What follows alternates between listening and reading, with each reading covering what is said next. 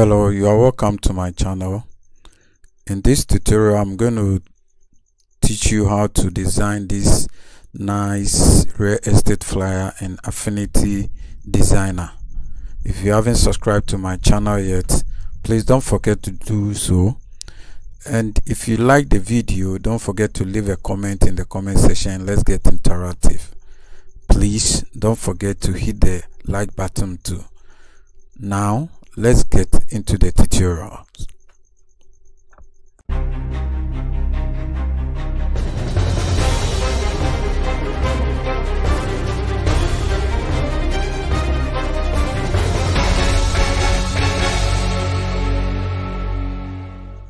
So first we create a new document. You click on file. I'll choose A5, resolution 300. I think the settings are okay. First, I'm going to create series of shapes for my background that I don't want the stroke. I'll create series of squares to form also another bigger square. I want to turn on my snapping so that I'll get them arranged vertically and horizontally and also snap to each other. So that is why I turn on my snapping tool. So currently I'm putting a number of squares together to form another big square, 5 in the row and 5 in the column section.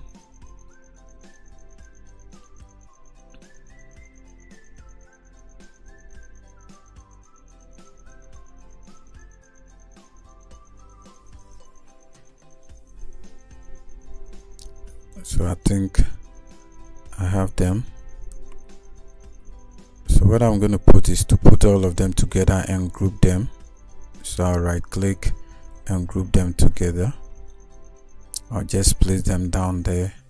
I'm going to turn off my snapping tool and get this, go for my shape tool, and have this tool. I'll convert it and just move this side up a bit. I'm going to tilt this to align to my bigger shape there. As you can see, I think it is really aligning with the base of the shape there. Good. I think this is okay.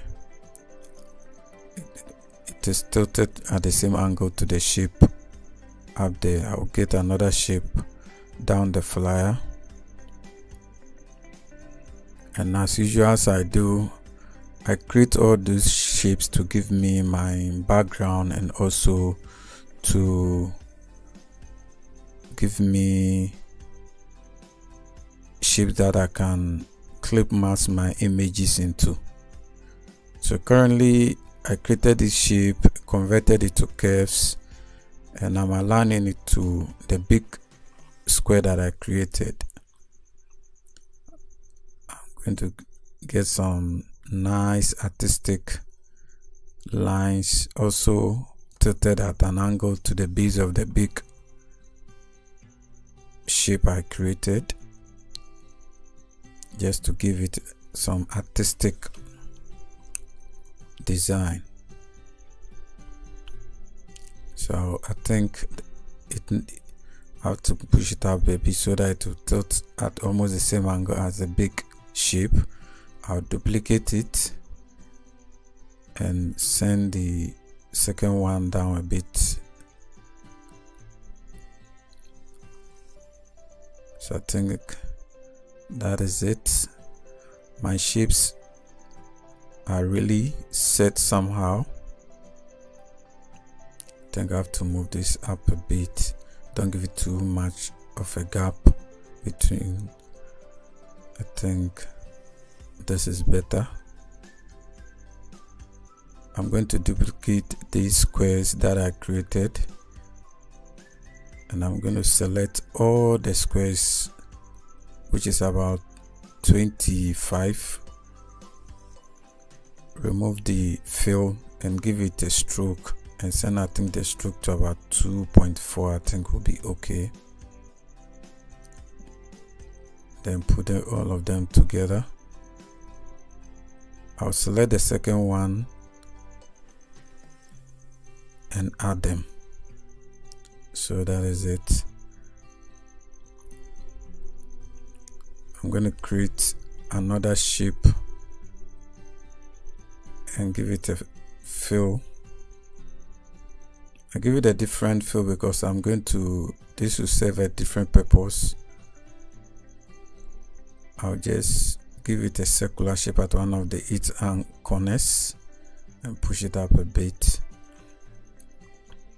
I'll add another shape also with a curved corner at the top right hand corner of the flower, which will also be a holder of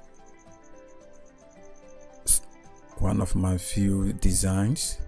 I'm now going to fill them with the color, and I'm going to type in the 1F2433. that will be one of the colors. I'm going to use only 2 colors throughout this design, and one of them is what I've typed. You can see it on your screen. So I'm going to use these 2 colors, and if you go to your swatches, you realize that the recent column, the colors you use are there. So I'm going to pick them just from there to fill the flyer. So the ash shapes I've left, I'm going to fill them with, I'll duplicate this. I'm going to fill them with images and just move it in a bit. I'll remove the fill and give it a stroke of white and increase the stroke to about 2.4. I think this is okay. So as I said, all the ash shapes, I'm going to fill them with these images that you find. I'll provide a link for you to download. So I'll load it into the Affinity software, unlock it and copy. Then I'll select the shape, go to edit and place inside, there's a shortcut you can see on the screen that you can use. I think it's okay. I'm going to fill the next one with the second picture. So I'll load it into Affinity Designer, unlock and scale it down. Then I'll go to edit and copy, then go back, select it and place inside, and it will place it. Then I'll edit it to the desired shape to fill. So I think my background, my images are now set. I will now add some few things. I think the first thing I'm going to add is the text.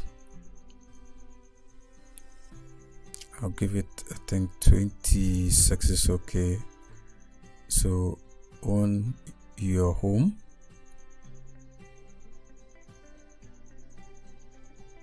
I think I have to use Lato.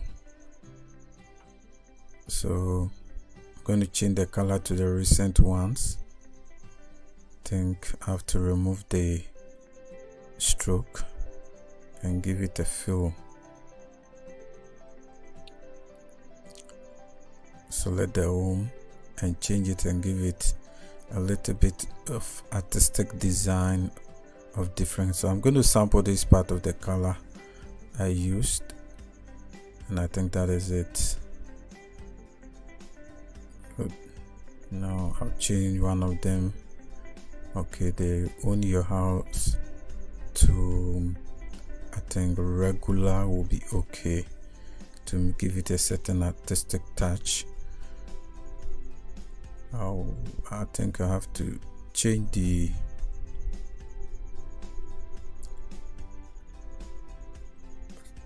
going to give another test. Why choose us? I think I'll give it 20 is quite okay, and give it this color fill. I'll underline it, so I'll go for my shape tool and just give it a nice stroke to underline it. I'll fill it with my color, and I think that is it.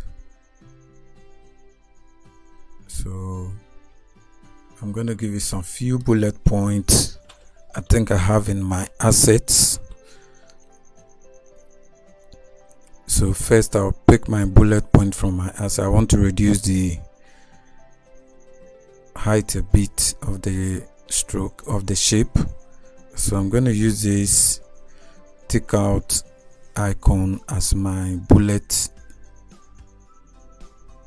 I'll give it a fill, and that is it. I have some text, dummy text in my assets, and as I've discussed in my previous tutorial, one thing I like about Affinity Design is the assets which you are able to save pre-design so that you can use it over and over, and all these are editable, so you can edit it. If you want to know how to create your own asset, how to import asset and everything about asset, I have a tutorial on it. I'll leave it the link, then you can go and download it to learn everything about the asset. In fact, it is a very good tool I found in Affinity Design. So exciting. So you don't need to redesign things over and over again. You just have your collection. So the one you see are all my collections. So I'll go for my logo that is already pre-designed in my assets. So you realize I just pick them and put them there. I'll go for my social media user handles and the logos, and as I said, these are all editable, so you can edit the text, you can change the color like I'm going to do or no, and that is it. So these are all editable that you can edit. You can change the font style, you can change the font size and everything. So you realize that it makes the work easier. I just pick it from the asset and put it on the work canvas. So now I'm going to copy this. So I right click and duplicate, or you can hold the Alt key and just with the move tool, it will copy. When you drag it, will copy it. So I'm going to change this to visit us now. So you visit us now. So as I said, if you want to know more about the assets in Affinity Design or the other software suite of the Affinity Design Creative Suite, you can check my tutorial on that, and I'm sure it's going to be of great help. So I'll add some few things. Definitely when you design a flyer, you indicate where the business is, the location of the business, contacts, and what have you. So that's what I'm adding. And as I said, you realize I've just picked it from assets and place it there, resize it, fill, and the text there are editable. I keep repeating it. You can just change it to whatever you have. So you can scale it down, you can scale it up, change the color, edit it. And that's one beauty thing I like about Affinity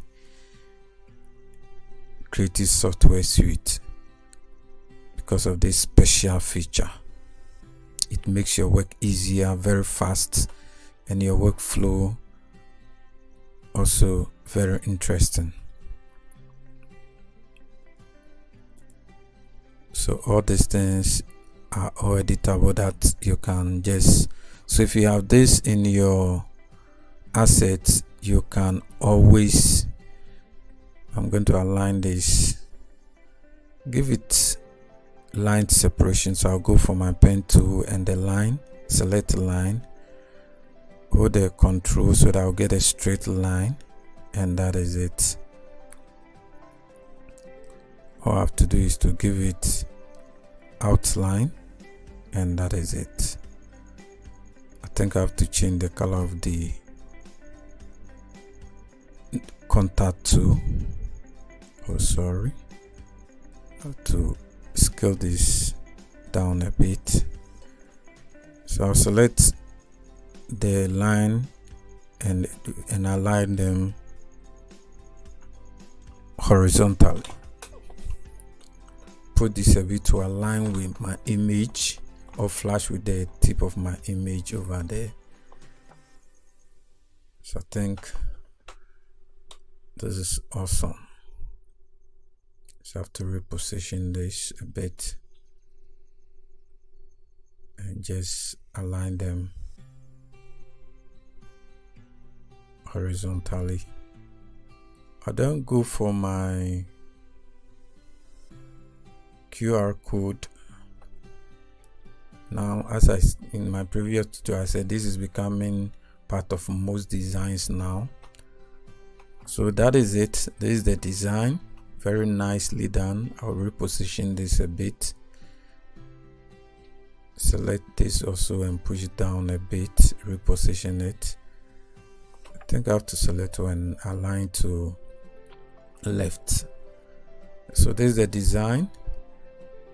If you really like this tutorial and you've learned a lot, don't forget to subscribe to my channel if you haven't done that. Leave a comment in the comment section. Let's get interactive, and don't forget to hit the like button too. Thank you so much for watching. Bye bye.